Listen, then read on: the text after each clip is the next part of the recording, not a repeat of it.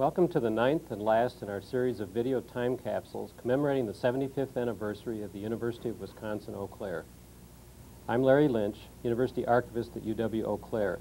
My co-host is Eric Wheeler of WUEC Public Radio on campus. It's Thursday, May 28, 1992, and we are going to talk about the past, present, and future of this university in addressing the theme of the 75th observance, yesterday, today, and tomorrow. Now I'd like to introduce our panelists. On the left is Dr. Larry G. Schnack, Chancellor at UW-Eau Claire since 1985. He is the fifth Chancellor at this university. He received his doctorate in organic chemistry from Iowa State University in 1965 and joined the faculty here in the chemistry department in that same year of 1965.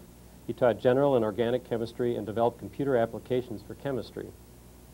In 1970, he was appointed assistant to the vice president to coordinate academic support services and curriculum development planning.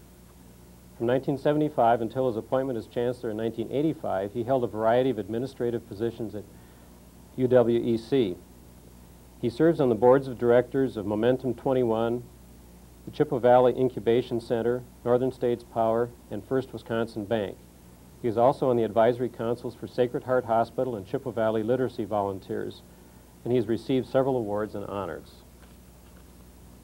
To his left is Dr. Leonard C. Haas. Dr. Haas was president and then chancellor at UW-Eau Claire from 1959 to 1980 during a critical period in the development of the university. He took a break from 1971 to 73 to serve as executive vice president of the University of Wisconsin system. He graduated from Eau Claire State Teachers College in 1935, so has been associated with this campus for quite a long time. His PhD is from the University of Minnesota in Higher Education and History, which he received in 1954. He was a professor in History and Political Science on this campus from 1941 to 1954, and he was Director of Teacher Education and Placement from 1944 to 1946. He was then Dean of Instruction from 1948 to 1959. After his retirement as Chancellor in 1980, he remained on the faculty until 1984. And he's been Chancellor Emeritus since 1984. We're very pleased to conclude our series of video time capsules with two chancellors who have covered such a long period of time in the history of this campus. And in the course of the first 8 time capsules, we've had a lot of very interesting discussions about the future of education and about the culture on this campus, how welcoming is this campus, and how the faculty interact with one another and with the students, and what it's like to be a student on this campus, and how free people feel to express their opinions, both as students and as faculty.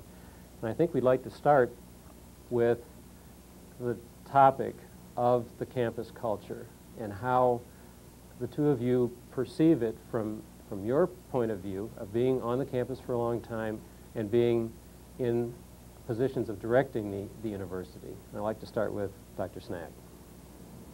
Well, Larry, I think you mentioned one of the keys to the culture of this university, and that is faculty-student interaction. And as we've talked about the future, the present, and yesterday, that's probably one of the common themes that has continued to be stressed at least as long as I've been here, and from what I know of the history from before as well. We often use the word caring to describe this university. It's a place where we expect faculty and students to develop professional and personal relationships. And indeed, I think many of our faculty feel rewarded when they hear from their students 10 years later and their successes and so forth, and the role that an individual faculty member had in that student's success. So clearly, caring and faculty-student interaction is a significant part of the culture at this university.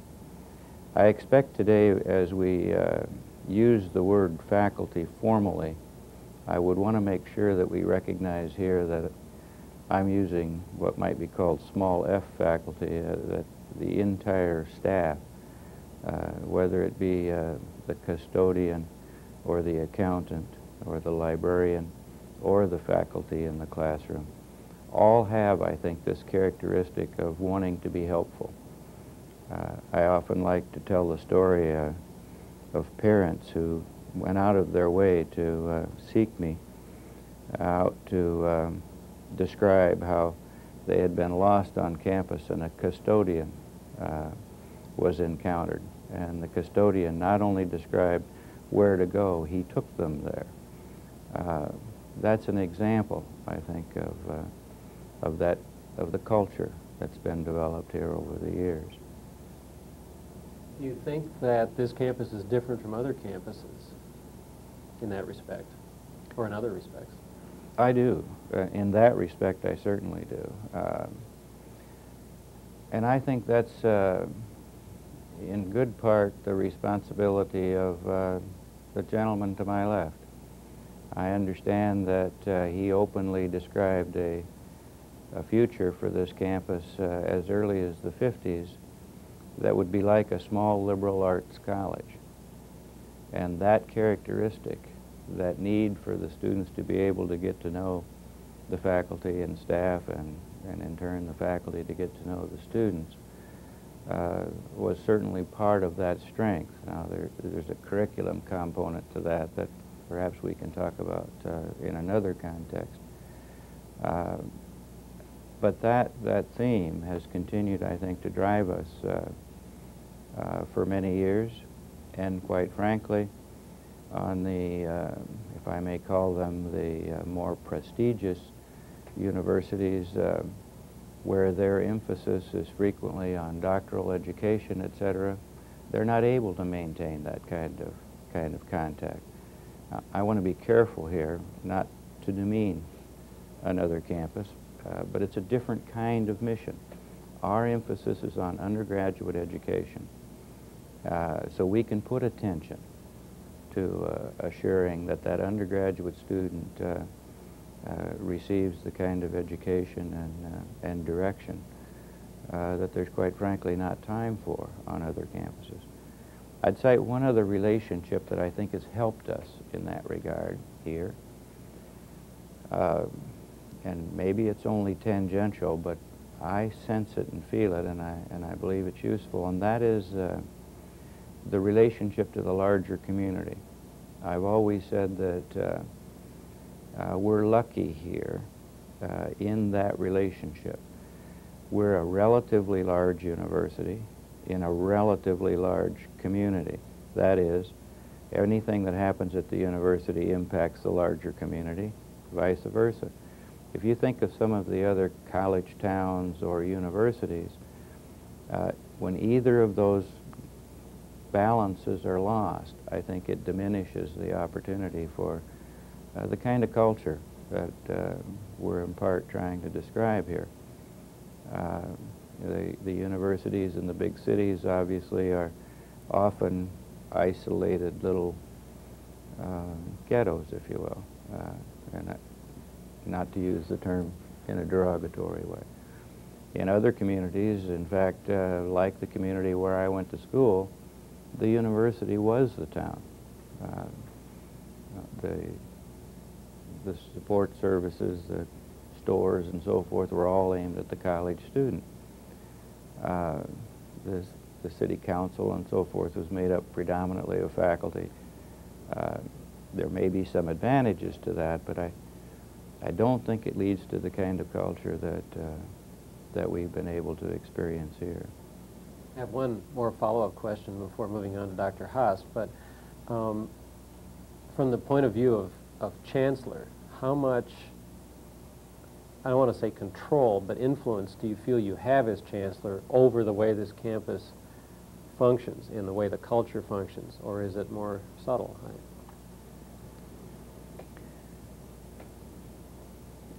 I suspect if we begin to delve into the leadership and its definition and so forth, I'd probably duck that at least initially. We must remember that part of this culture that we're talking about affects the interrelationships between administrators, faculty, and I'll mention custodians again. There too we have a caring atmosphere. Now what I think we describe that as officially in this university community is what we call shared governance. So we all participate in coming to consensus as we can on where we think this university should go.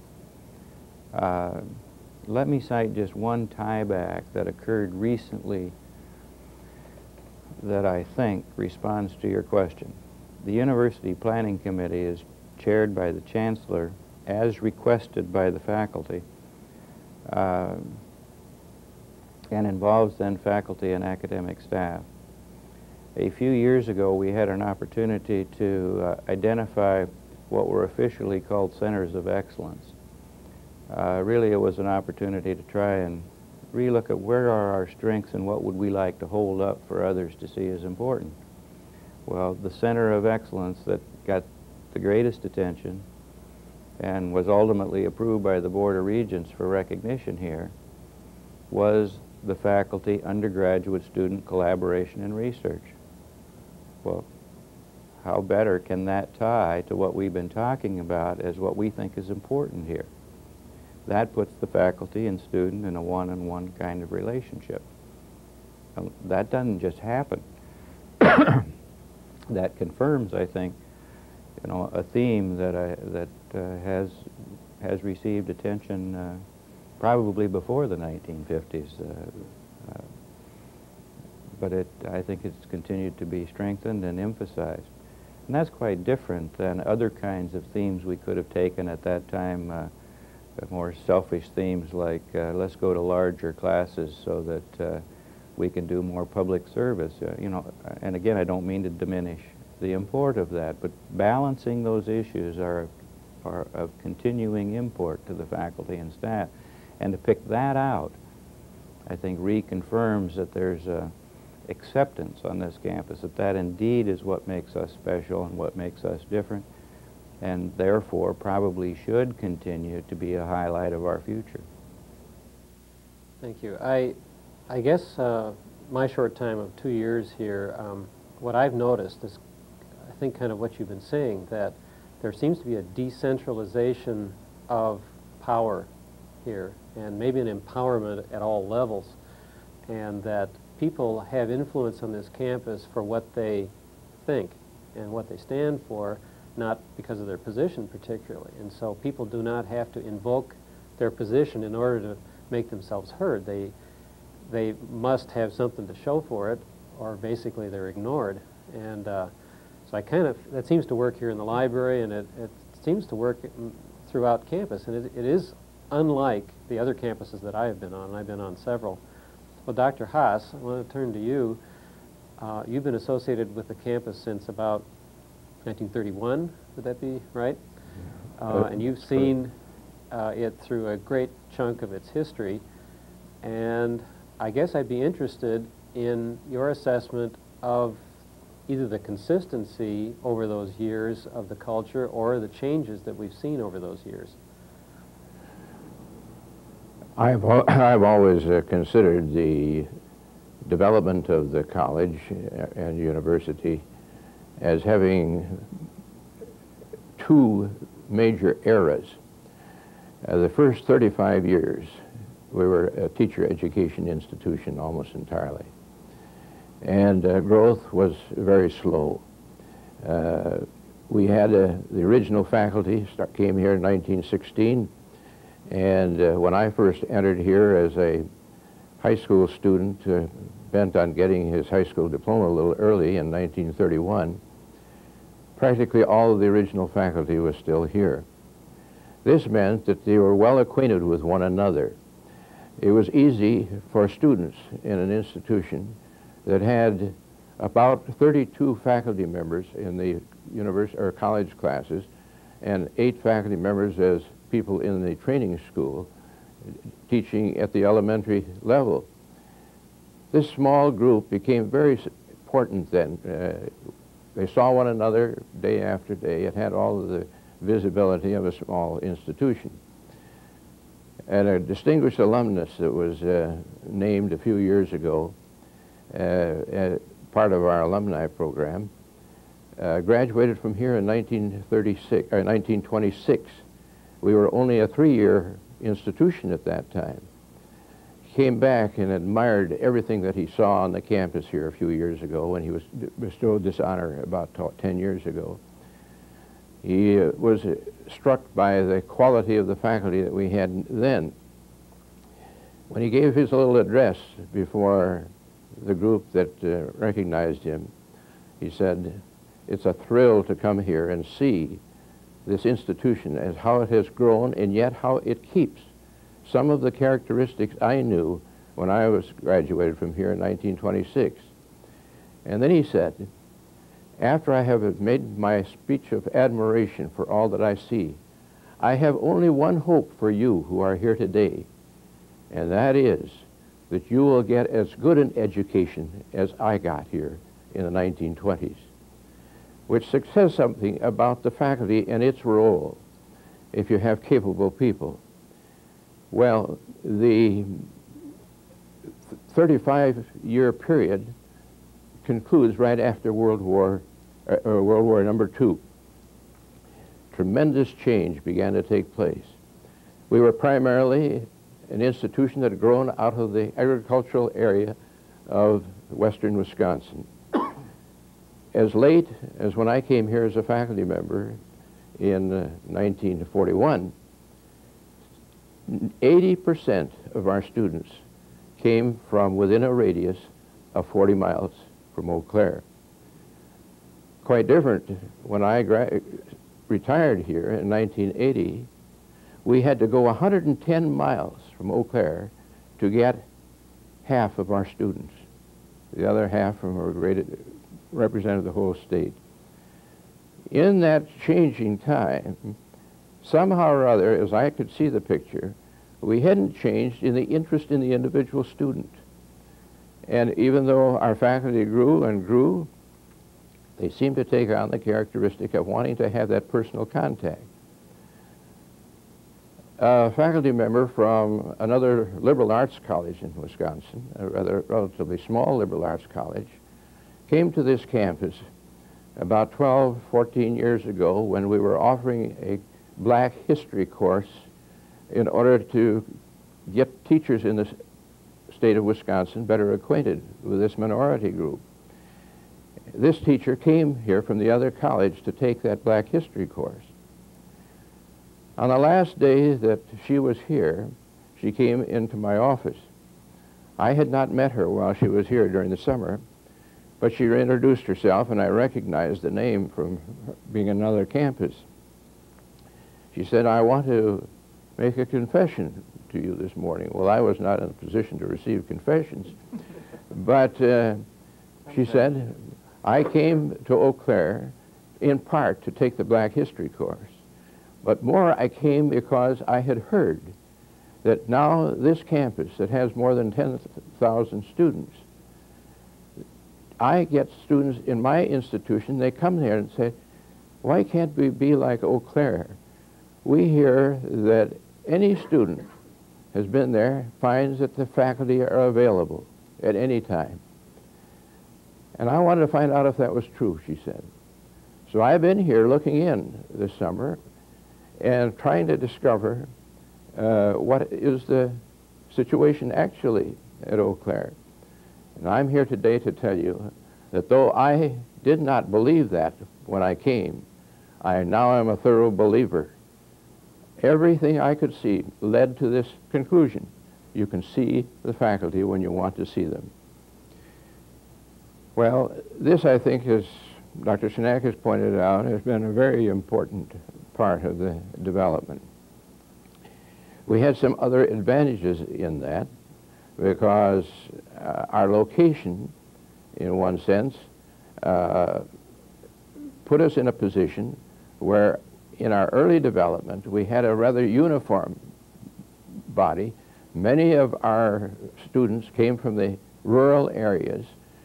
They were, in a sense, rising up in the educational field in order to improve themselves to be able to teach, to get above the so-called 8th grade graduate that had been common in Wisconsin before this time. Now, having gone through the war, having an Air Force detachment on this campus during the war, which brought students from Mississippi, from Georgia, from western states, they came from all over the country. And it was a new dimension for the community of Eau Claire and for the college. These people were here not to study teacher education, but to take liberal arts courses. We were not a liberal arts university at that time. We still offered only the education degree. But things were happening in that area too, by the nature of the faculty. And it included some in that original faculty that were still here during that wartime period. We took on the tone of wanting to recognize the liberal arts as being at the heart of any institution. It's kind of interesting to note that when this college opened in 1916, purely teacher training, in that very first class, there was a request, and it was granted, that it was going to be possible for students to come here for 2 years, transfer to the Madison campus, and go on with their liberal arts degree. When we first were granted the right for a liberal arts degree in 1951, we were all set for it because we already had liberal arts majors in many areas. And it's quite interesting to note that as we speak about new approaches to the kind of a degree, that there was in effect at that time a trial program of bringing about the disciplines, particularly, let us say, in the social sciences and in the literary areas. We had cross-section courses so that when you studied Aristotle, it was not just historical, it was philosophical as well. It was getting into areas that crossed over into other disciplines, the literary importance of this. We operated this program for about 8 years, but we had a difficult time in getting faculty to go through that kind of a program. And so the strength of the liberal arts went back to the individual fields at that time. Well, all of this, I think, is developed to the point where there is a good feeling. And we had an additional plus in our favor, and that is, of course, the campus itself. Very unusual to have a 300-acre laboratory within 5 minutes of the biology class's doors. To be in a campus where the university is at the heart of the city. A student could walk to any business or government place within 15 minutes of the campus. The beauty of the campus struck people. It's another thing that brought people together. These were very strong points so that people who didn't know Eau Claire but were visiting campuses to decide where to go to college, many had said, I saw that campus and this is where I wanted to be. And that meant that we could go for excellent students who were willing to do that. Transportation was another item that was important in this. We were on the main line of the Chicago Northwestern Railroad. Beginning in the 1930s, it was possible to go from here to Chicago in 5 hours on the 400. We were in touch with Milwaukee and Madison by those same connections. Suddenly, we came out of the agricultural era. We now came into industrial area as well through the development of big industry here in the city of Eau Claire. It's interesting to note that the United States Rubber Company, which was Gillette Rubber Company at one time, was born the same year as this institution was born. It grew up together. We've been affected by the forest industry and a lot of industries that involve wood products was also a part of that. The changeover then from teacher education, which became at which continued to be very much associated with quality. I've told the story many times. Mr. C.J. Brewer, who was first vice president of the normal school here, didn't have to do much traveling to sell the students that came from here. And the students themselves, if they were good quality students, didn't have to pressure any areas. Placement was interesting. This man was the placement officer. What did it mean? He didn't have to write any letters. The reputation was abroad as early as 1925 that a superintendent of schools in Milwaukee or in Wausau or in Superior had a student who was graduating from here and made application. The call would come to the telephone of Mr. Brewer. I have an application from so-and-so. Tell me what you can tell about her. In 3 minutes, he would say, first class, you'll never make a mistake. The contract was in the mail the next day. That was the way of doing business because, again, of a recognition of a quality situation. Well, these things, in part, you see,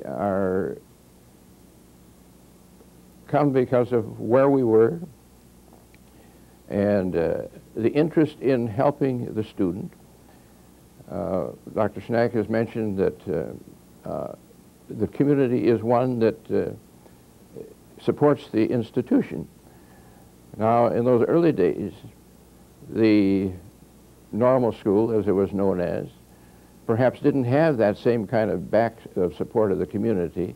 It was a little bit skeptical about a learning institution at this level in those days. But there were many people in the community that did understand it. And when arrangements were made with a bus company that operated the buses from here to Chippewa Falls, their time schedule, the cost was reduced to the students that could go back and forth to Chippewa so they didn't have to room in Eau Claire. Again, an indication of that kind of interest in the individual person and the quality of what was going to be done. Well, we had to change, of course, in terms of our new objectives when we came with the liberal arts degree. And then it became a matter also of looking at programs that are going to be offered here. There was an interesting development in the early part of the century. Well, of course, you know, the first state normal school was at Platteville in 1866. And when these schools were established, most of them had a specialty. Platteville had agriculture. River Falls had agriculture because they were far enough apart. Platteville had an engineering school. Superior was the specialist in music. Milwaukee had specialization in music and art. Whitewater took care of the business education and even business administration for the whole state. Stout was a specialized institution. It wasn't even a part of our conference at that time. So these special areas had grown up. Home economics was at Stevens Point as well as at Stout.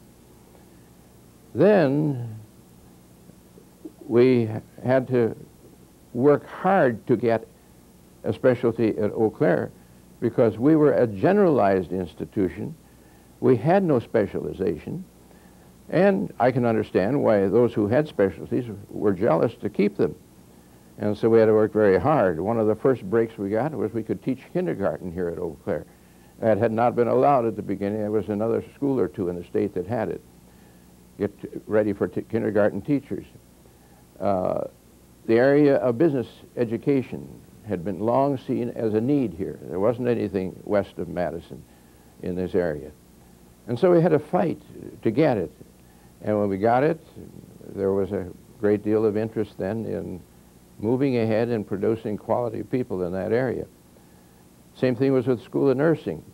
At one time, there were 2 hospital schools here in Eau Claire. One of them went out of business in the late 20s. The one at Luther stayed on for a few more years, but they could see the handwriting on the wall, too. And when then nursing was recognized for Eau Claire, that became a specialty. And again, they wanted the highest quality that could be met. And so these schools, with full accreditation, in the School of Business, full accreditation in all of the academic fields, in teacher education, the recognition of the School of Nursing. All of this has brought quality. There are over 20 honorary societies on this campus in special disciplines. I think it's the highest number of any institution in the state. And again, it brings out that matter of quality. I'd like to ask Dr. Haas a question and have you respond to it as a historian, perhaps. Thinking back 30 years ago, it's 1962, you've been president of what was then Eau Claire State Teachers College, if I'm not mistaken, for 3 years, right on the edge of this incredible expansion in higher education that took place in the 60s, particularly in the state systems. You've reflected very favorably on what we are today as an institution and the path that got us here. 30 years ago, from that perspective, looking to now 1992, is there anything that you would have done differently as chancellor, as president? Is there anything that you're disappointed in what we have become as an institution? I think not. There are things that I would like to have seen, but I don't think we could have done anything about it, particularly at the time, partially because of the limitation on time. During the decade of the 60s, when Chancellor Schnack came to the campus, we were hiring as many as 150 new faculty members a year in open competition with schools all over the country facing this growth. Tremendous that we could even get such quality people as Dr. Schnack. And I think, again, he must have seen something in the university to have wanted to come at that time. He could have gone any place in the country, as most of these people could. And a second thing was our building program. From 1959, for the next 15 years, there was at least one building under construction at all times. And we had as many in the late 60s, as many as 4 major buildings under construction at once. And again, in a comparatively small institution, not one of the great universities that have 50,000 or more students, we had to handle all of that within a very limited staff to get that job done. So every day we felt that there are things that we ought to be doing and can be doing, but we tried to put them in some order of importance. We had a concern, for example, for diversity, and particularly a place for the black student on our campuses. We had very little opportunity to develop it, and yet we had as many at one time here in approximately the year 1970, 68 or 70, we had as many black students on the campus as we had when I left the office in 1980. We'd run into some excellent help. There was a humanitarian in Chicago who knew the black population, provided scholarships for them. He was able to send up here, I think we had as many as 40 from Chicago at that time. These were all quality students too, I might say. And they were very few on this campus because the population was small. We would hope to have done a better job. And many of those things that I see as a better job have been initiated since I left the office of Chancellor. And much has happened in this last 10 years in that respect. And I think that's great. The opportunity to move into other areas, we had to move. We started foreign study programs, exchange programs. We were the first of the schools in Wisconsin to go into Japan, where we've had 2 exchange programs in effect. And the international student program here now is as good as you find certainly in most institutions, or better. and in every part of the world, and I think this is very, very important. Well, I guess the brief answer to your question is, yes, there are some, but I can't pick them out, particularly at this point. A question for either of you.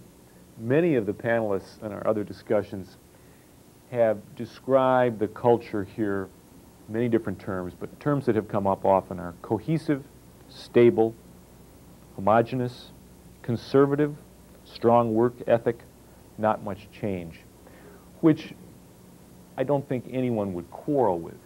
But that certainly does not reflect the United States as a whole. We only need to pick up the newspaper or watch 10 o'clock news to know that there are many, many changes going on. There is very little cohesiveness. There are many areas of conflict and coercion, one might say. Should this university reflect more the diversity of cultural backgrounds, ethnic backgrounds, racial backgrounds, and reflect more of a diversity perhaps of intellectual ideas than we are now? And if we should, how might we do that? And maybe I'd ask you to answer this in the context of the Design for Diversity initiative, which of course is a system-wide goal that has been established in the last few years, but has been an implicit goal in the University of Wisconsin system for a number of years. Again, maybe to focus a little clearer, what can we do or should we do as UW-Eau Claire to implement the system-wide initiative of Design for Diversity? Well, maybe Chancellor Schnack should give you the major answer, but in the earlier years of this development, which I say began about in the late 1960s, early 70s, again, money was a factor. Many of we didn't have the scholarship program nearly what it is today, and to bring these people from other backgrounds, from some distance, and if they were from outside the state, they had to pay out-of-state tuition. There were many things that were helping to control that. Another factor, there were many of our regents that were very anxious to move faster too than we were able to move at that time. We had a regent right here next to us from Chippewa Falls, Wisconsin, who was a leader in this, and there was a black leader from Racine who was a member of the Board of Regents. And these people were concerned too about that same question.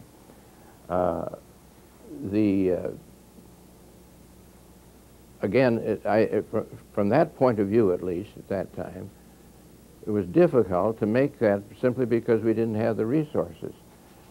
Today we have very fine offices here on the campus that work with these people.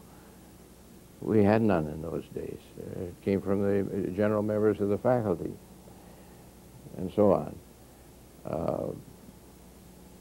I think that quality has been important, though. I remember the day, 1954, when teachers were hard to find all over the country. We had a superintendent of schools come here from Richmond, California. It was a very fast-growing community at that time. He came and looked over the people that were here on in our collection of students. He went to the director of placement and he said, "I will hire any or all of the members of your graduating class this year. I can use them all in Richmond, California. Take them all." Well, he got quite a few, but he didn't get all of them. I think he maybe had taken 8 or 10 that year to California. Very much in demand. These people seem to have no problem of going into other parts of the United States that have different backgrounds. Very successful. Most of those people that went to California, and there were 40 or 50 of them over the years, are still there. In fact, I visited some of them when we were out there a month or two ago. They made the adjustments to the area we were, and I know they were very successful in their work in those areas. So they weren't that much backward. And it's the same thing with going out into the world. 200-300 students a year going abroad, playing a very important part of the, in the areas that they've gone into. Some of them to stay there. But again, I'm farther away from that now, so. I think Chancellor Haas has put his finger on the key issue as it relates to diversity, and that's the student and the education of the student first. I'm afraid often when we talk about this topic, we get trapped into counting numbers. And I would remind you, if you look through the words that you gave us that were used to typically describe us, they're perspective and comparative kinds of words. And forgive me, Eric, I don't think it's a you have it or you don't have it kind of issue, or that we're not like the world, if you will. And if we get trapped into trying to discuss what we should have here in terms of those numbers and changes in things like homogeneity and et cetera, and only discuss that aspect of what it means, then I think we've lost its import. When our students are not able to work in the larger world community, as Chancellor Haas is describing they have been able to, then we will know that we do not have the kind of preparation here and the kind of experiences for them. And now I will say, quite frankly, I believe that is one area where we have much work to do. I think that is an area where we have to work harder, largely because of the culture that does exist here now currently. And the things I said positively, you know, about the community relationships and how we can work together and the interaction, and all of those are positive characteristics, will become negative if our students do not encounter sufficient differences so that as they encounter them in the new global market, if you will, that we're looking to, will be disadvantaged. I would want to say here that I do not believe that exists today. Two, I do believe that we're making headway in that regard. And I think we're doing it, again, not by counting numbers so much, but assuring that as we diversify this campus, it is in the best interest in the entire student body. I think frequently people understand the diversity issue from a social perspective that's not healthy either. That is, that we're doing this because it needs to be done for a certain group. And I think it needs to be done for a certain group, and that is all of us.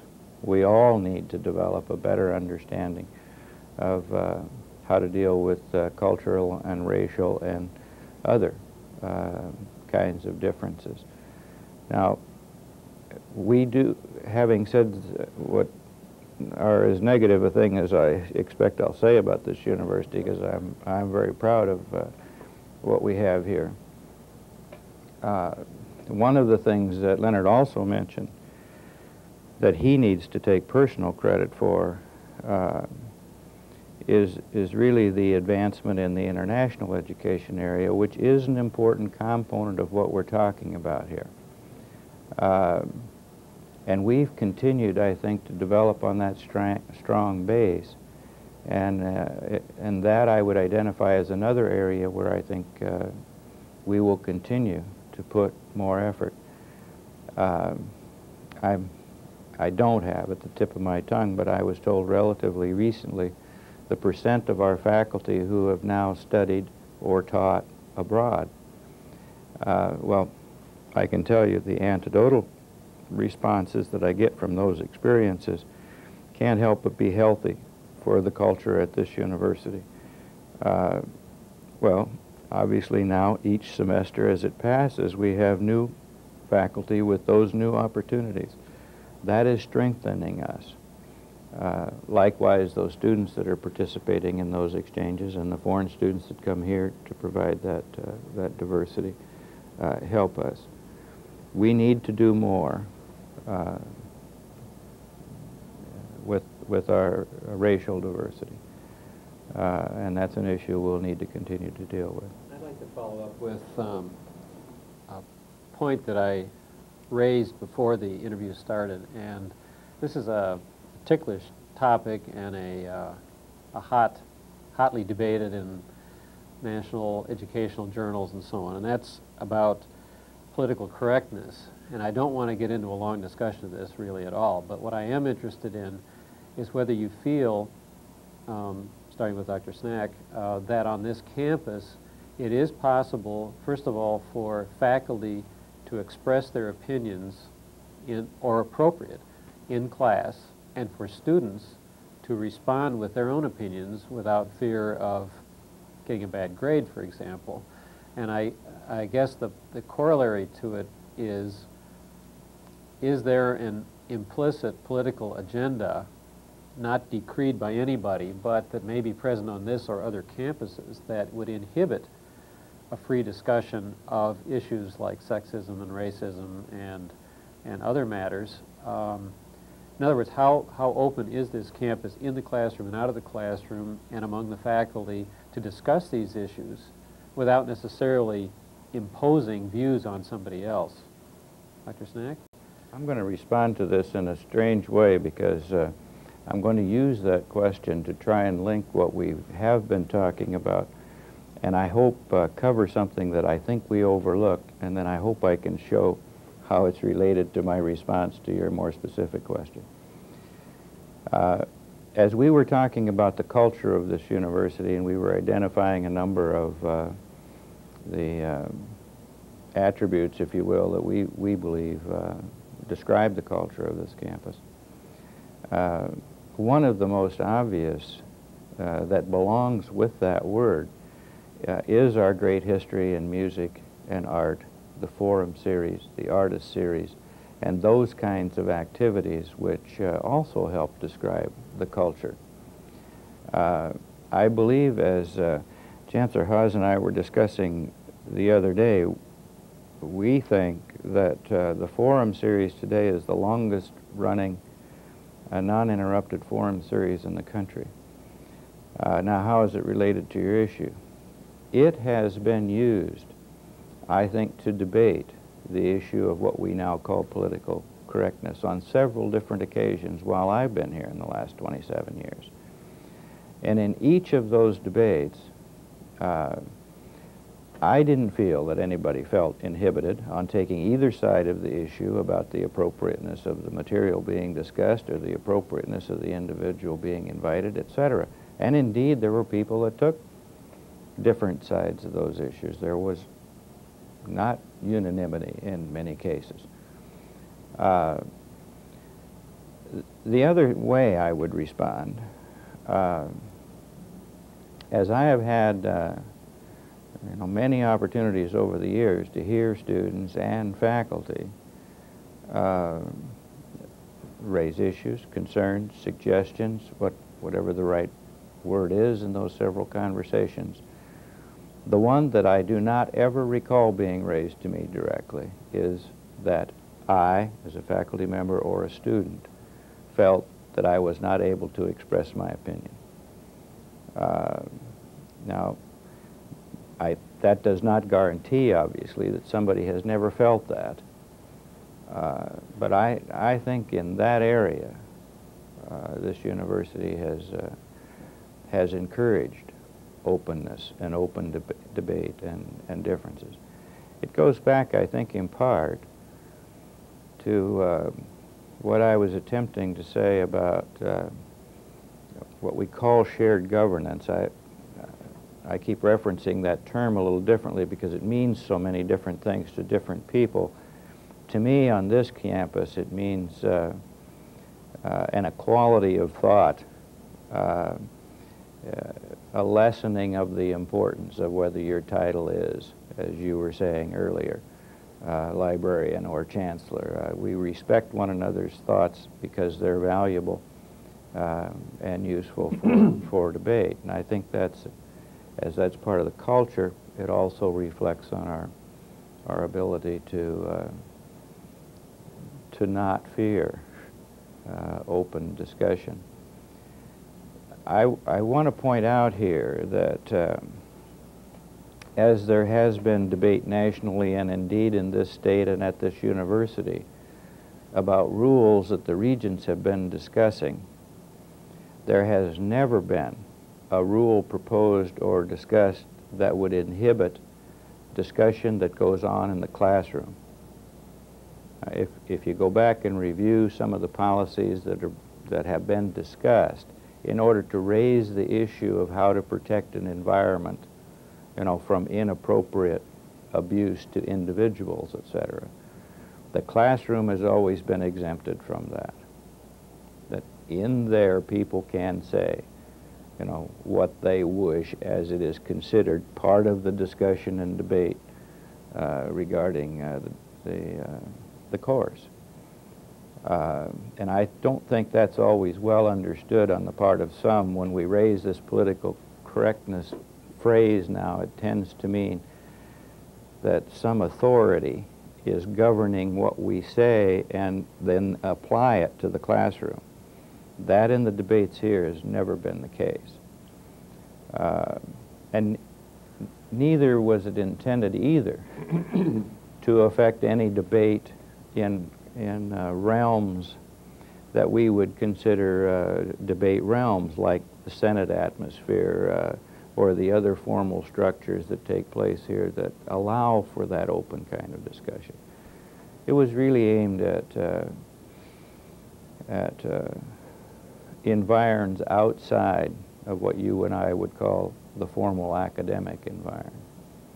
I do have a quick follow-up to that to you, and that is there a way, I think the issue that seems to be the issue with political correctness is there are certain things you can't say because they'll offend somebody, which has the effect of inhibiting discussing pros and cons of integration or quotas or anything. You just can't even raise them. But is there a middle ground that can be steered that, in other words, how far should discussions in the classroom or anywhere else go on these issues? How far can you go in offending people?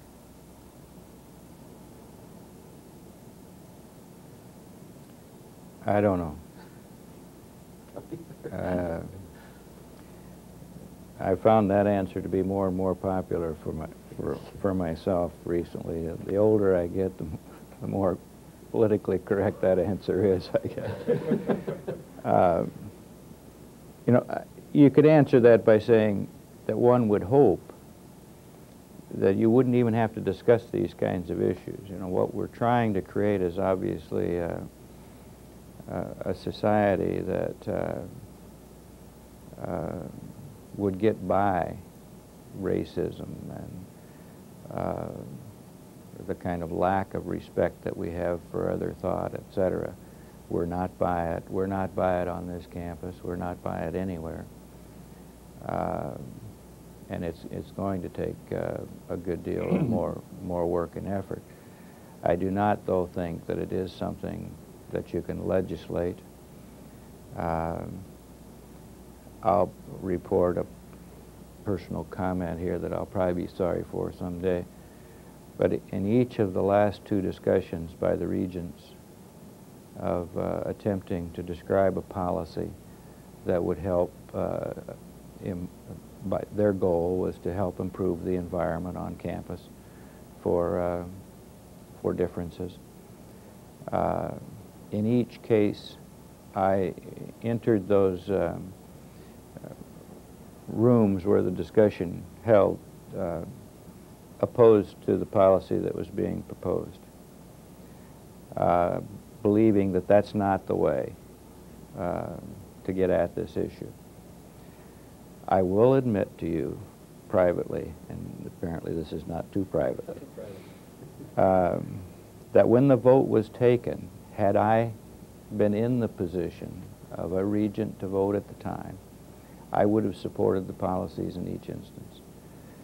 Because the question did not turn on, to me then finally, the appropriateness of the policy and the approach and so forth, but it turned on a regent needing to make a statement about what we still believe is wrong in our society. And they were begging for give us some other alternative.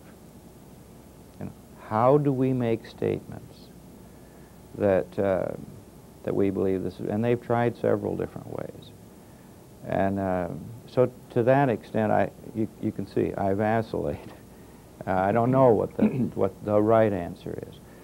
I do know that we as a society will have to continue to deal with how to protect an individual's rights and how to assure each individual some dignity to pursue their own thinking and their own life.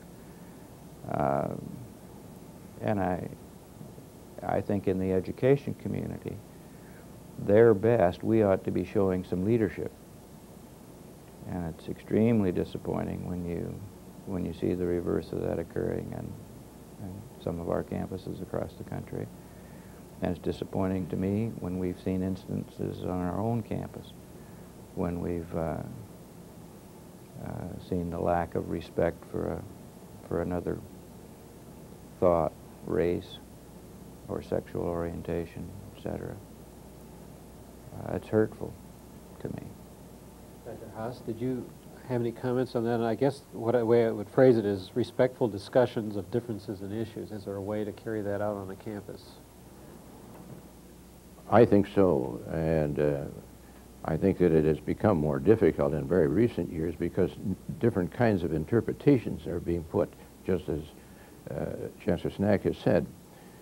But again, this campus, from what I've known of it since the beginning, has followed the direction given by the Board of Regents of the University of Wisconsin-Madison in 1893.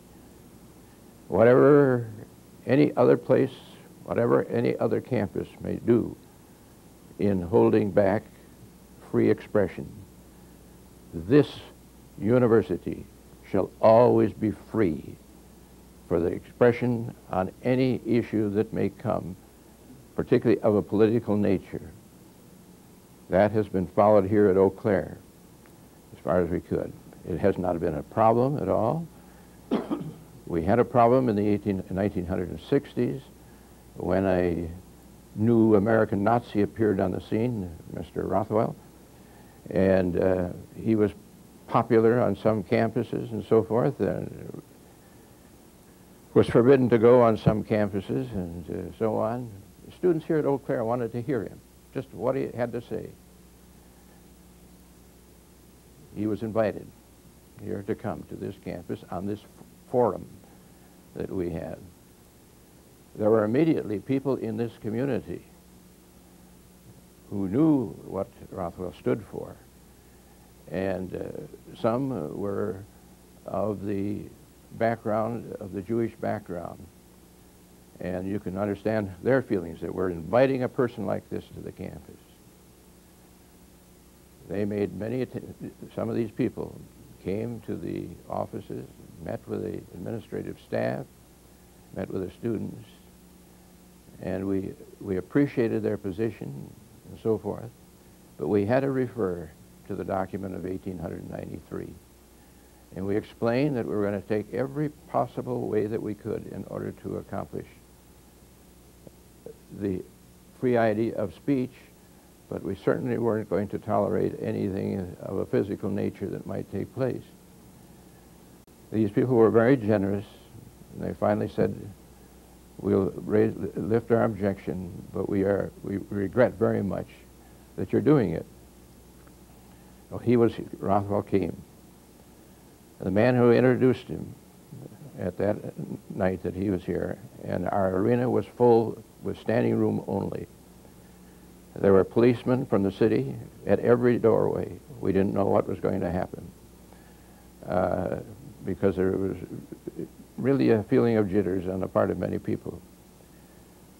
This Norwegian background political scientist on our campus, who just retired a year ago, had the job of introducing him.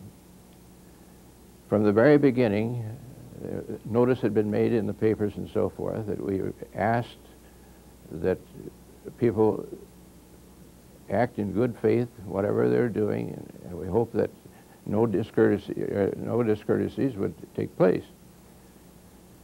Well, he set the stage when he said, Mr. Rockwell, he said, I have had no part with Nazis in my life here in the United States. The last time I saw a Nazi, a real Nazi in person, was in my parents' home in Norway when the Nazis came to our door and took my parents to prison. That was the introduction. Well, we were very, very proud of our students that night because there was no jeering, there was no shouting, it was quiet. The speaker stood on the platform with a guard on either side that he brought with him. And he had all of this military for protection. He said then, finally, before Rockwell got the floor, he said, Mr. Rockwell, tonight I'm not going to introduce you to this audience, but I'm going to introduce this audience to you because they all know what you stand for. They're here to get some first-hand thoughts from you. But they're here as a student body and a community that wants to hear what you have to say. And they will respectfully listen. He got the floor, and he spoke for pretty nearly an hour straight. There wasn't a drop of a pin could have been heard. There was never any jeering, never any calling of any kind. And when he got done, the floor was open for questions, as our forum always is. And good questions were asked, and still it was quiet. There was no applause. There was no recognition of the man at all. It was an amazing experience. Well, that was freedom of speech, you see. I think maybe Leonard and I have been colleagues too long. That was obviously one of the times that I was recalling when I was connecting the culture of the forum and the music and artist series to political correctness. That is probably the most controversial and potentially disastrous opportunities the university had. But there have been others as well. And I like to think of that moment, too, as typifying the culture of this university and this community. By the way, those that were concerned then about what the university did have come to be, I think, very excellent supporters of this university.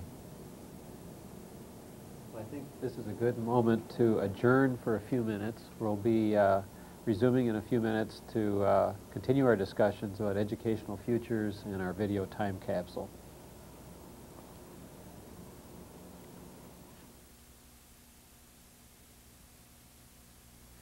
Well, we'll continue our discussion.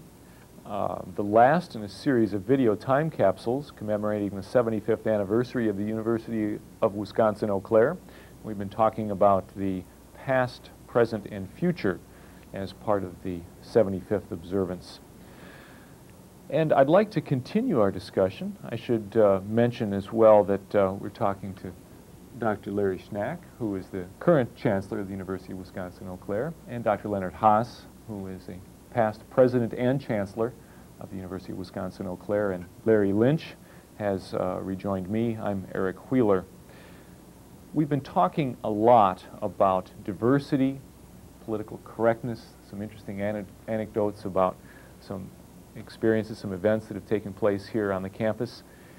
And along that same theme of diversity, the theme of the university as an arena for a variety of different, not only academic or intellectual attitudes, but political and social viewpoints, there has recently been a great deal of discussion about a redefinition of the baccalaureate degree.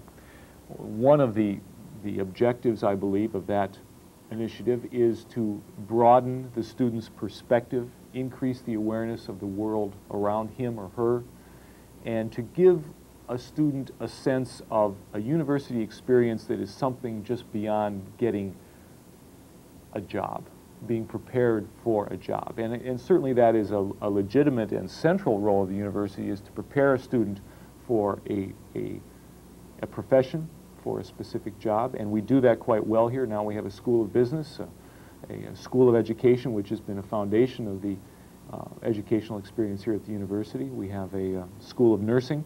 So in many ways, the university here has specialized, along with the trends throughout the country, throughout the world, and that higher education has become more specialized. But at the same time, I think, as both of you have commented very, very clearly, that we are a liberal arts education institution.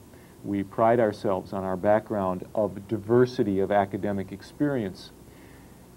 The redefinition of the baccalaureate degree, however, does provide perhaps maybe some administrative or structural directive towards a broadening of the undergraduate experience. And I guess my question for both of you is, do you, A, favor that? How far would you like to see it go? What concrete aspects, concrete programs would you like to see come out of that? And I'd like to have you also talk about a possible 414 curriculum here at the university, and that perhaps would be in the context of a follow-up question to have you address the 414 possibility. So to start off, some reflections on the redefinition of the baccalaureate degree. I guess I'd like to ask Chancellor Schnack to start off. Let me attempt to lay some recent history to this discussion that led us to the formation of the Commission on the redefinition of the baccalaureate degree. And I'll start that by jumping to what I expect will be the end of this portion of the discussion by perhaps both Leonard and I reminding us that some of these discussions go in cycles, and the real purpose of these kinds of considerations are to provide opportunities for discussion and questioning, etc. But let me start with what I perceive has happened to bring us to the formation of the Commission and what we're trying to get at. I would identify discussion again in the Planning Committee that led to an attempt to define the student body of the future, the faculty of the future, and the curriculum of the future. The discussion regarding the student body and the faculty, the development of the faculty, continued development of the faculty, etc., I think was relatively straightforward. The curriculum discussion probably started from a similar kind of discussion that could have occurred in the 1920s. As we've heard Leonard talk a bit about earlier, we were expressing concern that as the knowledge base grew, we were developing a group of isolated disciplines, and even within those disciplines, isolated subsets of disciplines. And we were moving then away from the generally educated faculty and students. And as we were looking at reviewing the curricula on a regular basis, what we saw, and I'm oversimplifying here to try and make a point, what we saw were faculty coming in and saying, well, we've got a new area now in chemistry called biotechnology. Therefore, we have to add this course, and then you get a minor in that area, and so forth. And always trying to respond to the growth in knowledge to assure our students had an opportunity to learn that new knowledge.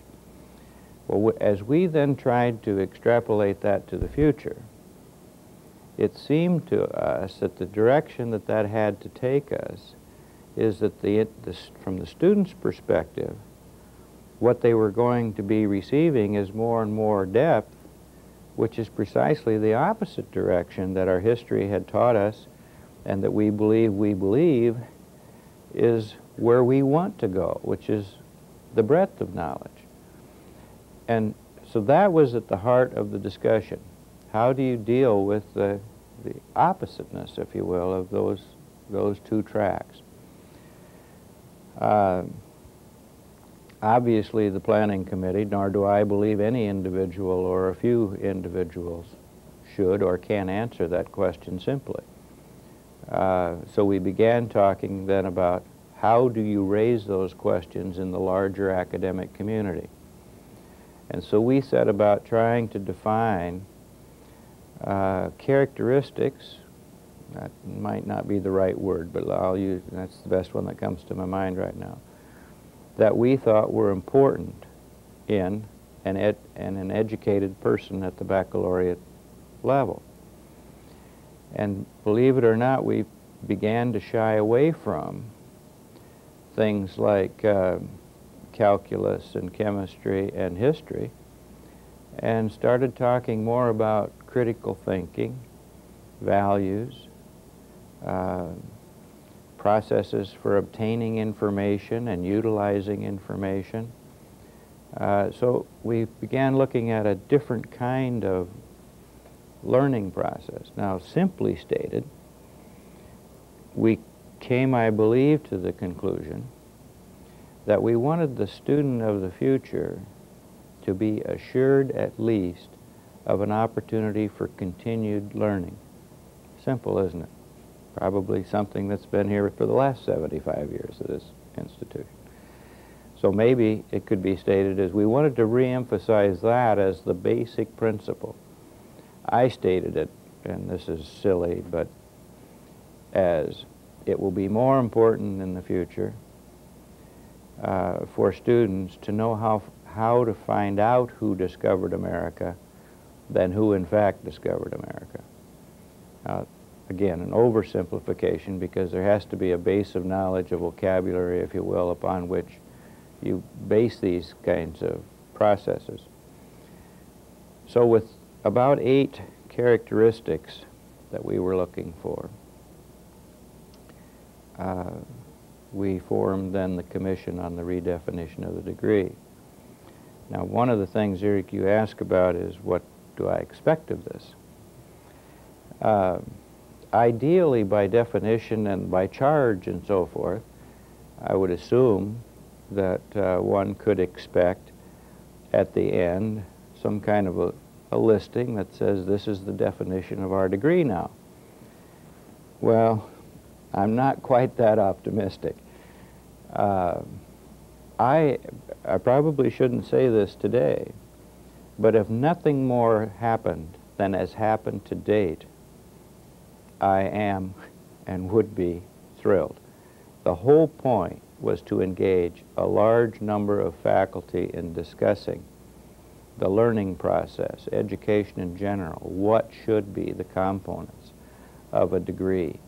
And I think you know that the commission started with some 24 members. We've had an activity already that involved 125 members of our faculty with individual projects with their courses. I think we're up to 6 task forces now that are working on different aspects of how do we infuse values into our curriculum. How do we infuse diversity? We talked a lot about that. Will be a topic.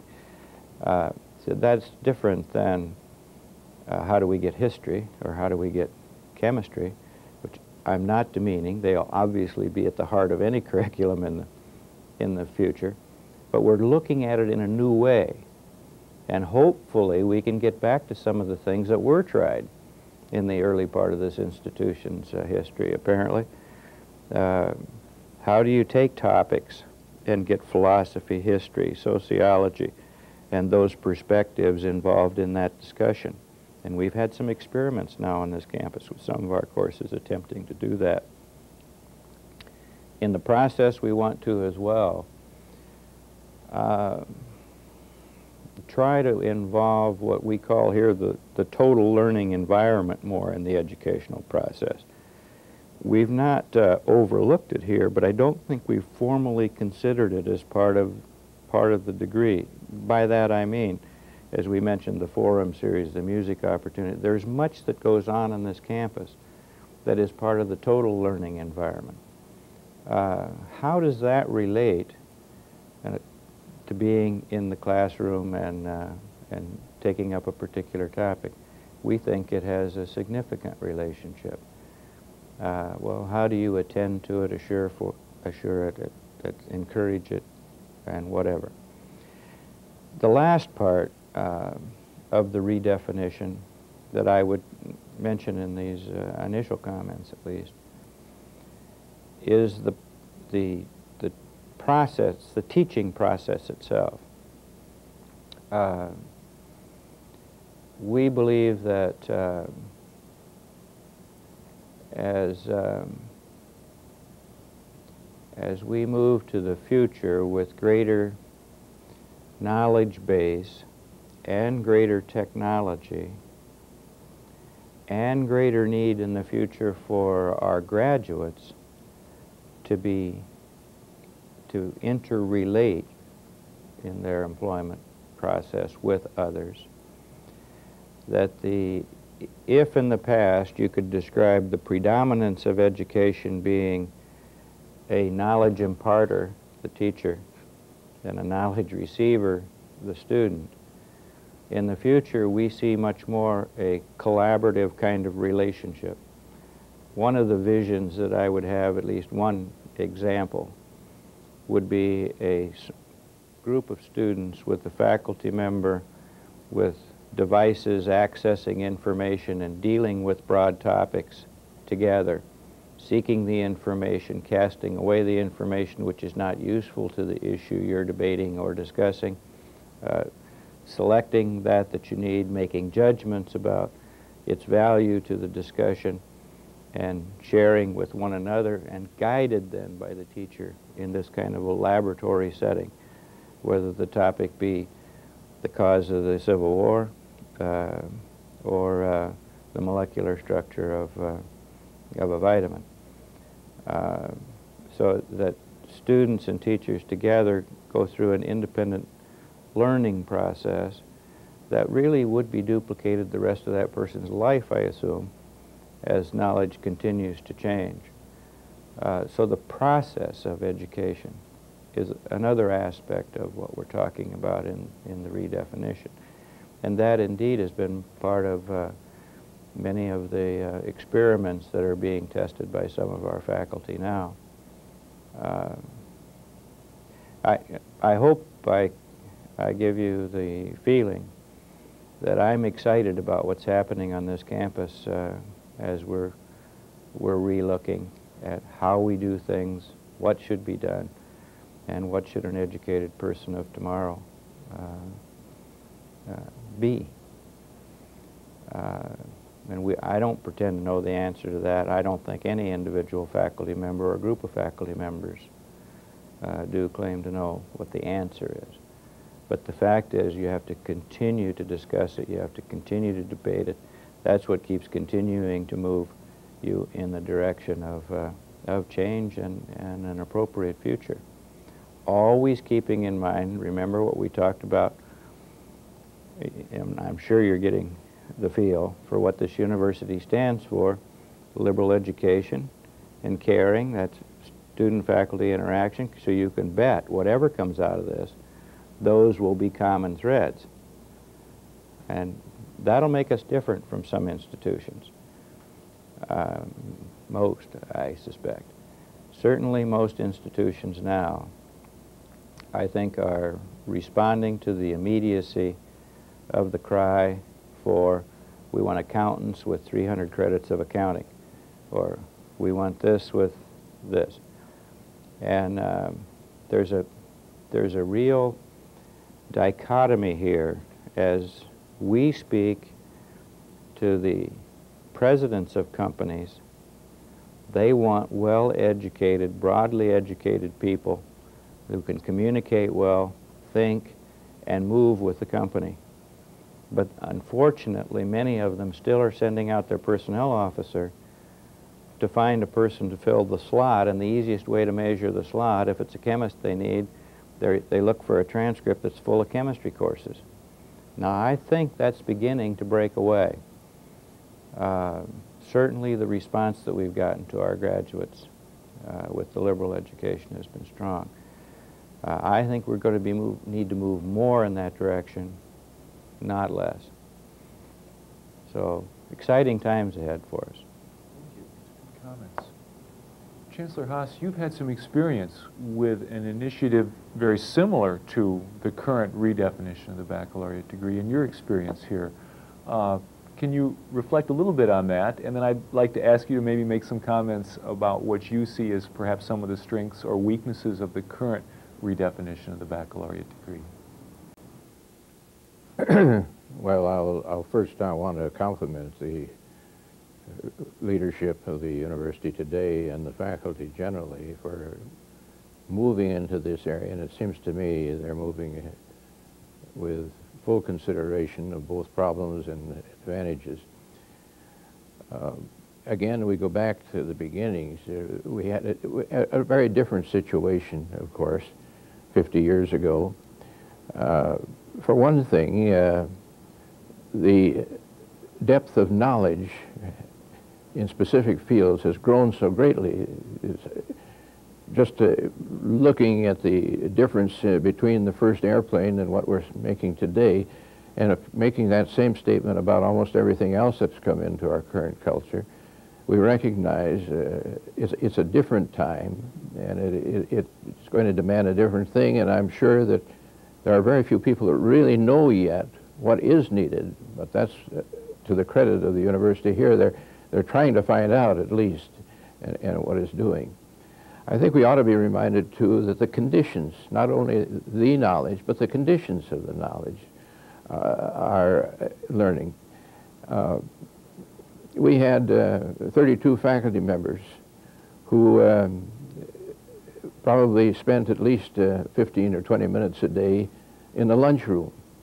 The lunchroom was within 100 feet of every faculty member in the university with one building. Faculty knew one another. They might kid each other about the importance of a subject, but here was the English literature teacher sitting down and talking with the geographer. And here was the chemist who was over here getting into the psychology. And there were differences, and the differences were spoken out of the background of each of the people. And so you could probably at that day come closer to the ideal student, which is one who moves into all areas. Well, we don't have that today. There are lunchrooms, but who are they lunching with? People in their own discipline. And so they may get some help at that time in that area. But it is a different world that we're facing. The faculty, I think, particularly when we got a liberal arts emphasis, decided that that these things should not be just taught within a vacuum in a specific area, but that rather there should be this cross knowledge. Now, one of the people who taught, for example, in that program that I mentioned that was experimental, was the man who was the head of the French department. The French department consisted of himself and a half-time person.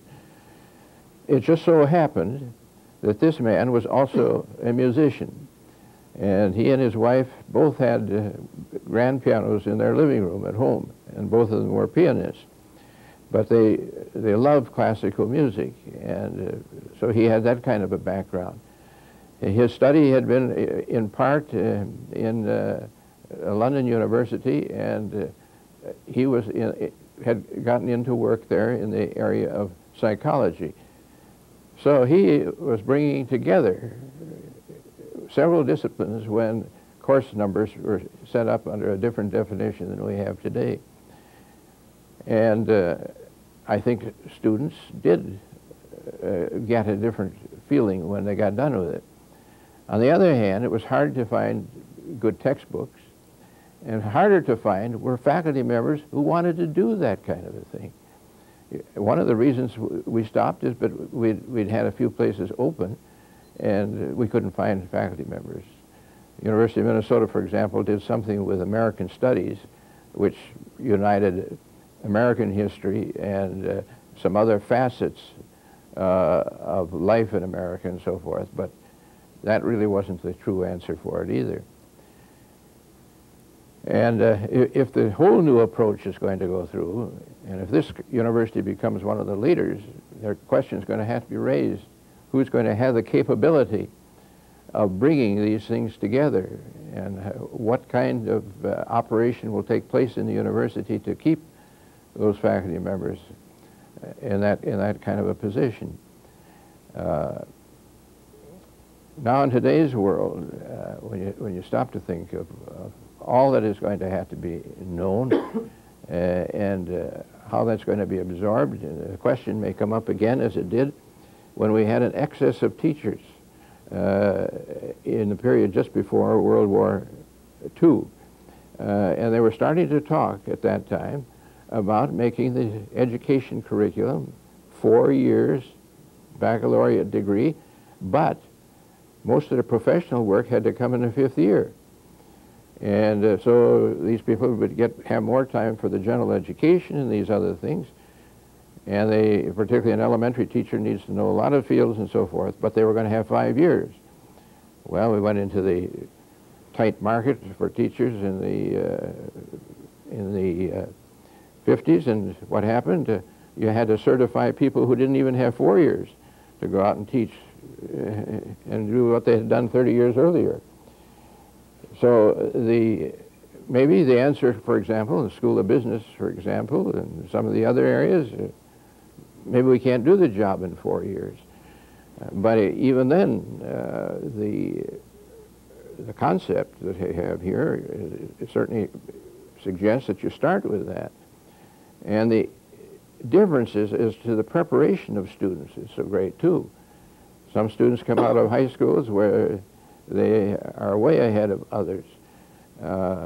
Some students have a prejudice towards something that they want to study, and that's just what they want, and that's all. And so on. So that has to be overcome too. Too bad to mention the forum too many times, but that was a way of getting on the campus and getting to most of the people, if they wanted to take it, many of these new concepts. And the education with Boyer and the man who formerly was governor of Maryland is or New Jersey, wasn't it, was a good suggestion. But again, only a small percentage of the students go to these things. If we have 3,000 students here, this would be tremendously successful evening. But you don't have that many students, very, very rarely. What's happening to the rest of the student body in all of this? Where are they getting it? And again, it gets back into the whole matter of counseling and requirements that are installed. Or maybe you'd come to the conclusion, maybe this committee will, that this isn't necessary for everybody to have that kind of a background. Maybe some people do well just to keep a straight and narrow path, and you will depend on other people that are going to provide leadership and so forth for these. But these are just problems and questions that have to be raised as you move into that. I'm glad to hear that you felt that the 414 system, I had come to know it. I had been serving on the Board of College Education of the American Lutheran Church. And many of the Lutheran colleges, including St. Olaf, had gone on the 414 plan, and I had an opportunity to observe it firsthand, and so I was excited about it. There weren't many other people that had had a knowledge of the 414 plan, and as Chancellor Schnack mentioned earlier, some of the people were just afraid of it and what it might mean to their particular discipline. But there will have to be something that is going to bring people together in a understanding and a discussion of what is happening in the world today and how you're going to get that.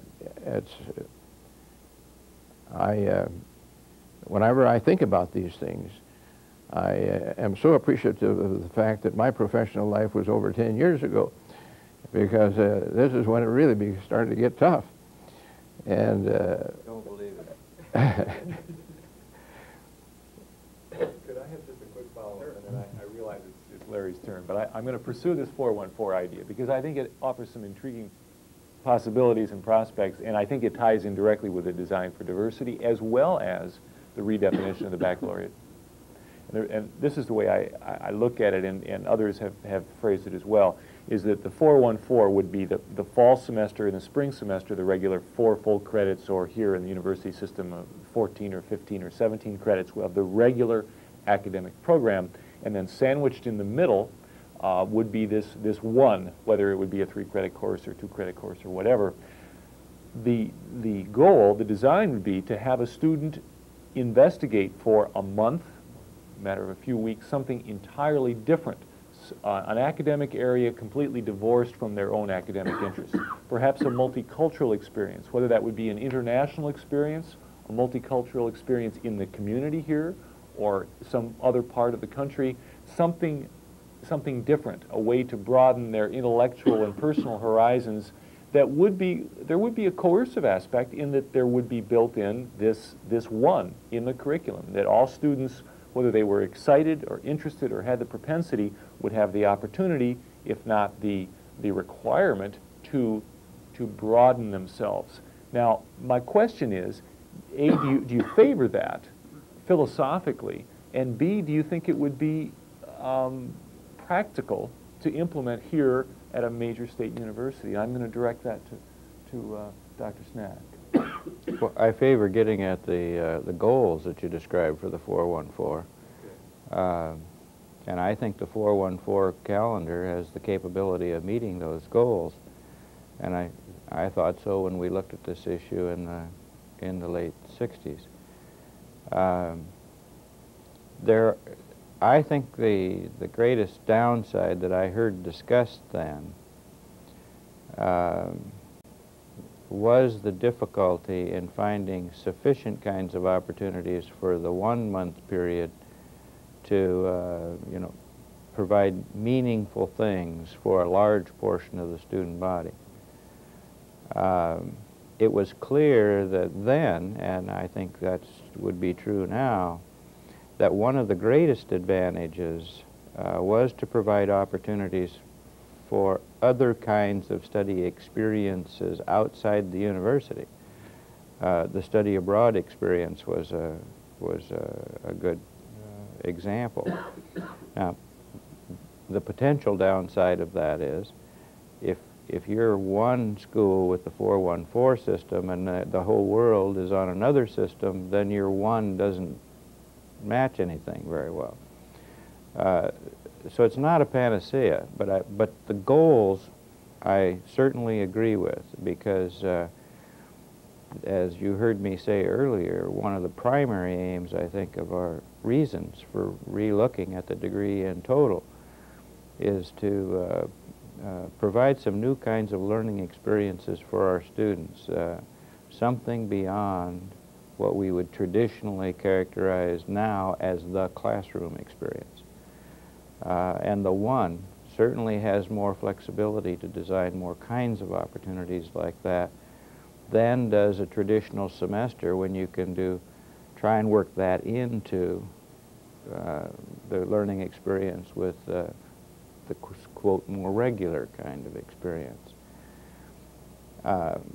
Let me say one more thing about the calendar. There is little question in my mind that if indeed we are unsuccessful in the relatively near future to address the legal requirement that we don't start classes until after Labor Day, that our current calendar has to be changed. Trying to put in an appropriate number of days and still try and end before the traditional Christmas break, and all of those things without going through all those details, can't continue to work. The 414 would be a potential solution to that. because the one session, if you will, fits well from the September to early December.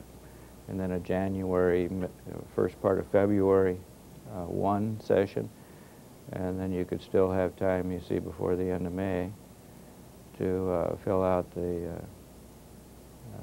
last four. The other solutions would include going back to what was practiced in the past under the more aggregate calendar of ending the first semester or the first half of the year sometime in January.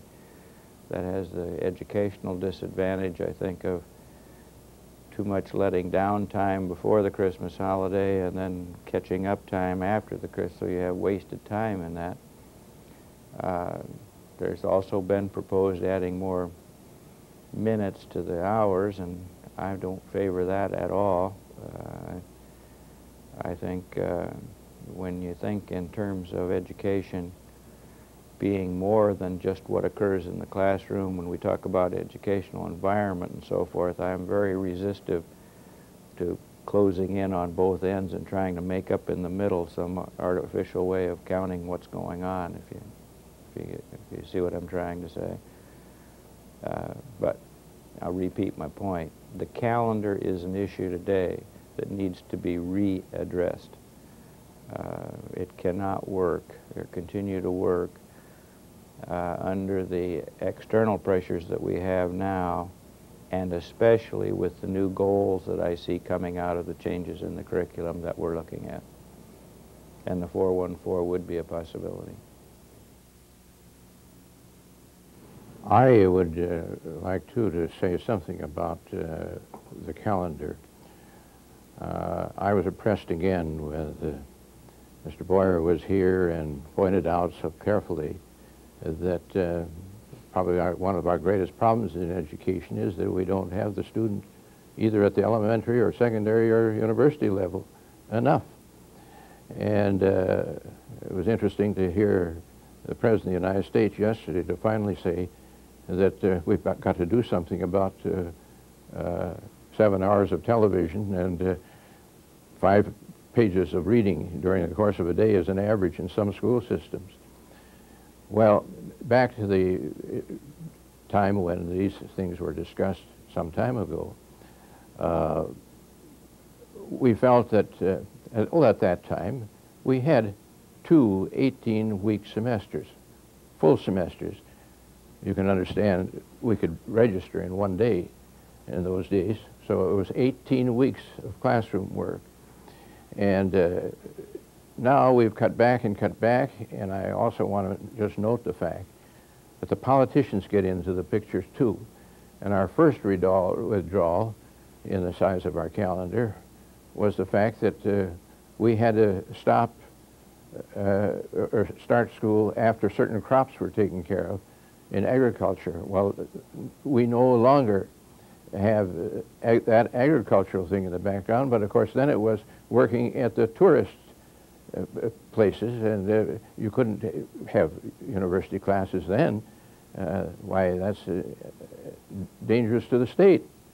Well, the point is, we had evidence in hand at that point, this was in 1970, that the students that were working in the tourist business, all of them were given permission to come in a week late to classes, and they would agree to take care of their makeup on that time. So what did we do in order to accommodate about 150 students, and the other 9,000 or 8,000, whatever it was, had to follow suit because it was a political issue. And to me, that is just a shame and a degradation of our higher education system in that. I think, too, that we ought to have a longer school year.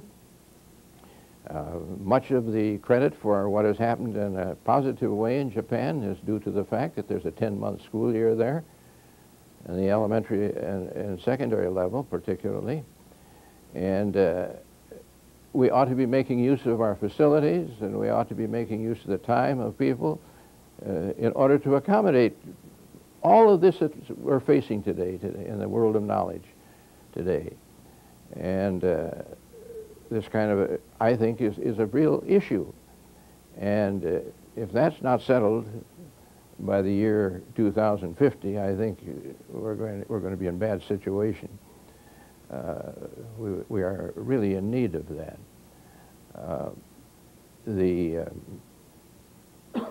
Well, I guess that's enough at that point. I would like to shift the conversation just slightly. It's in line with what we've been talking about, but I want to shift our focus to not tinkering, so to speak, with what we've got now, but envisioning if you could start completely over. Now, let's say you're going to start up a college right now. You didn't have to follow anything that's already gone before, and you didn't have any political considerations, and you didn't have a specific calendar to follow.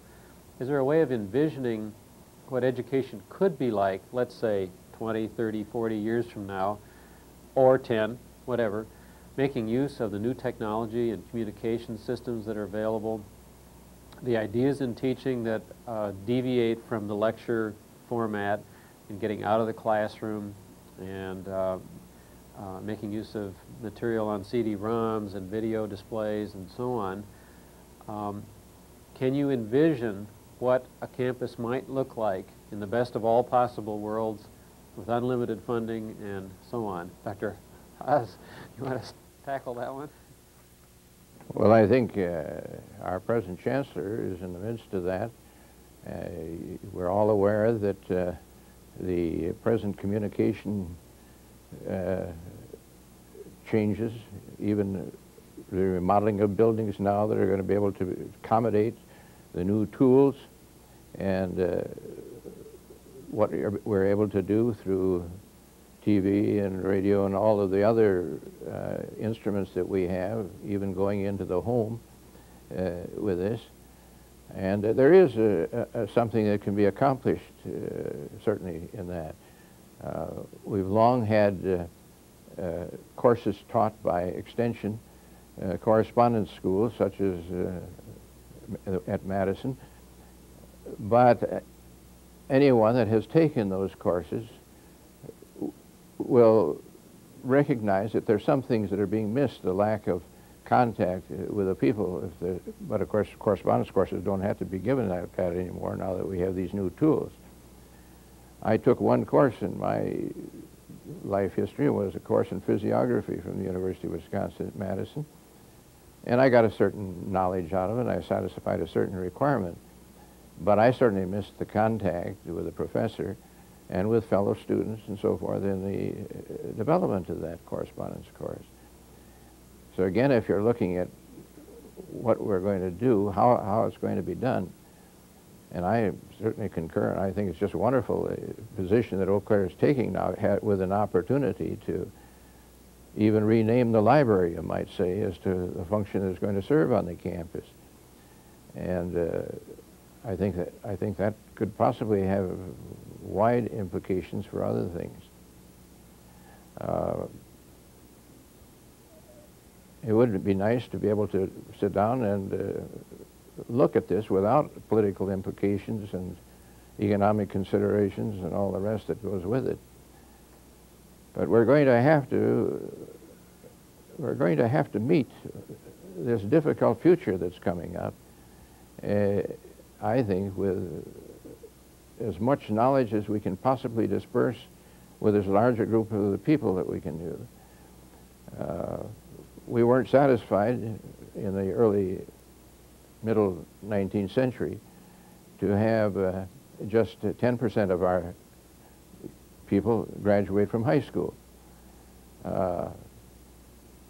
We took it in hand, and in Wisconsin in particular, we had finally reached a point where 90% of our people graduated from high school on the regular schedule. Now, in some of our communities, we're down to 60%. Again, we've fallen way backward. And I think a lot of the problems that we're experiencing in America today is the fact that we are not educating but a small portion of our population with the ultimate opportunities. And I think we even have to be aware of that at the higher education level, and find means to interest somehow or other people that in people that the education is going to pay off. Maybe not in dollars, but it can pay off in other ways as well. And I do certainly hope these opportunities are open.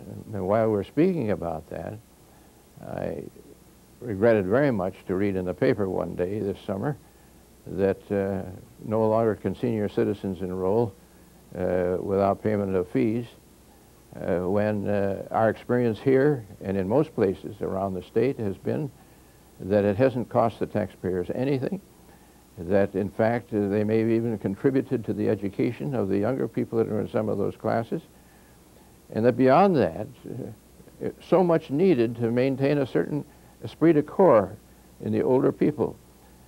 And they have paid their bill in life, and it's just been wonderful to have that opportunity.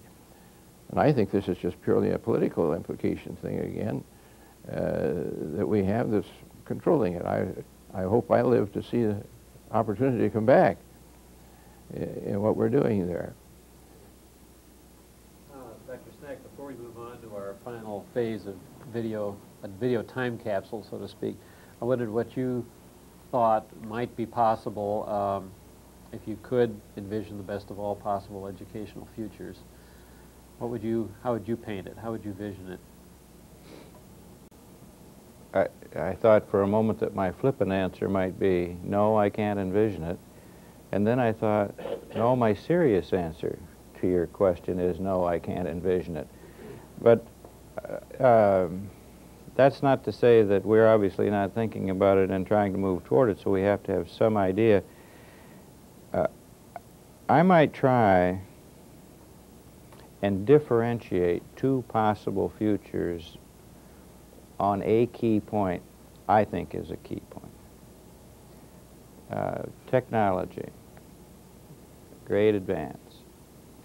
One kind of future you could envision is that each individual would have their little workstation.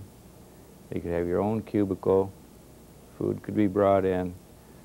You could work right there. You could learn right there. Do you see the kind of future I'm trying to give you? The correspondence course would be, that would be the course. You could, I think technically it would be possible that every individual could live in a little cocoon. That's what technology could do for us. Okay, another kind of future was the classroom that I was trying to describe to you earlier, where you have groups of people working together, studying together, learning together, exploring one another's thoughts together, and using the technology devices, if you will, to bring in from the outside additional information, and information can be shipped out as well in this kind of environment. Now, is there any question which of those two kinds of environments we'd like to move toward? And that's why I think Leonard's comment about finally recognizing that we have our young people spending 7 hours of their day before a tube and 5 pages a day, you know, in reading, which is a better form to me of learning, tells us something about the care I think we ought to be taking in the direction that we're moving right now. If we're trying to sell 7 hours a day of the television experience, that to me is the cocoon life. And I don't think that's healthy for our future. I think that these students, these young people, need to be involved in some interpersonal kind of relationship, socializing, and now we're getting back to the diversity questions and those issues as well. Why are we addressing all those things? Because we believe a different kind of future than that cocoon kind of future. And so the educational experience in the future has got to be designed, you know, around providing those interaction kinds of opportunities. It's amazing to me the changes that have taken place in the industrial model in the last few years. If the past was characterized by individuals who were largely taught to put a burr on a bolt all day, and that was an efficient way to run an organization, the next person put the next bolt on and so forth, you see the model I'm trying to generate.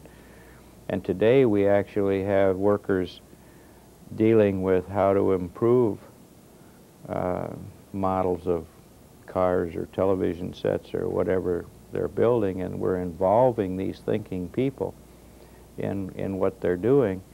Why did we make that change? Because we were underutilizing the thinking ability of our people. That's going to be true at every level in the future. And how to involve people in this exchange is the key. Now, can I envision how that's going to work out there? I don't know. But so instead, I think what we can do is envision the kind of trends, tendencies, criteria, expectations that we want, and assure that we move in meeting those kinds of expectations instead of towards some things we know we don't want. We've only got a few minutes left, and I wanted to conclude with what I've been concluding with in some of the other panels, and that is conceptualizing this as a video time capsule. We've been talking about some things that are now and that we can envision, kind of talking to ourselves, but we're hoping that in about 60 years there may be people able to view these videotapes, and we'll be looking in, trying to see what we were like back now in 1992. So what I would like to do is to conclude with your message to somebody watching this in 2050, what you would say to to those people about our hopes and aspirations now, and anything else you might want to say about what's good now, what you hope will happen in the future, predictions, whatever. Dr. Schnack, you want to start it off? Well, if you can stop laughing long enough at the technology we're using to make this communication, I would ask you to seriously consider for a moment, if you've watched the rest of this tape, how significant we have found the last 75 years to have been to bring us to this current position, and ask you to reflect as well about what your immediate 150 years past might have impacted on where you are today. I think the question that you last asked earlier, Larry, about the ideal, if you could create a university out of whole cloth and have no limits on money and so forth, those are unreal opportunities, as I'm sure you knew. And as our future look back, they'll know that they're standing on a foundation that was created in part by where we had come to by this date. Thank you. Dr. Haas, what would you say to somebody in the future? Well, it is a most difficult question, because what is going to happen to our environment, what is going to happen to our political structure, what is going to happen to our food supply, what is going to happen to overpopulation. We have so many things that are going to stand in the way. There are now people who are making studies that indicate that within 10 years we will have added 1 billion people, and that if we wait till 1950, with our present knowledge, there is no way that we can supply the food for the population that will be on this earth. So it changes the whole concept. Are you going to let people just die off? Or are you going to get rid of the people? What are we going to do? Are there intelligent ways of holding back on the population and so forth? What are we going to do with this environment? How significant is the meeting going to be next month? Many say it's already too late. What is soon enough? What kind of people are we going to have that are going to carry that through? The industrial world, as I would see it in 1950, if it reaches, or 2050, if it reaches the position that we think we'll reach, then I would think there's nothing more important than education for liberalized learning, for the enjoyment of the knowledge as it is found through the spoken word or the written word, through music, other factors that are going to come through and help to make life more beautiful, to sustain life, instead of to create criminals even while they're in the grade school years. How are we going to do these things? And I think we have to take a look at what is going to help us to get to the year 2050. Now, I think it's safe to say we are the first generation that can say that there's one way of having our world come to an end other than the one that biblical studies have predicted for many years. But I think that we're that close now in all of these elements, in our environment, in our economic structure, in the breakdown of our political life, the whole doctrine of greed. Is there anything that education can do about that? Greed has entered every phase of our life. Look at it today. What's happened in medicine, what has happened in the pharmacies, what has happened in the banks, what has happened in the quality of the product that is being turned out. Name it. There's something wrong with it. And much of it goes back to the individual person, multiplied by 275 million in the United States. So I think that has to come into the picture. We aren't talking about a new way of learning in order to accomplish what we would have accomplished in the past. We're talking about a new way of life to have its continuance. Not that you're going to pick up a TV news item every morning and find that father who's having to take care of his two little children because his wife has died of AIDS and one of the children has it as well. Or we're talking about people that are learning through the video television means on how best to murder his neighbor. These are the questions that we're going to have to get into philosophically, or we have no need of looking forward to 2050. Thank you very much. This concludes our series of 9 video time capsules. Our participants today have been Chancellor Larry Schnack and Chancellor Leonard Haas. On behalf of Eric Wheeler, I would like to thank you all for participating and wish everybody a good day. Thank you for the opportunity.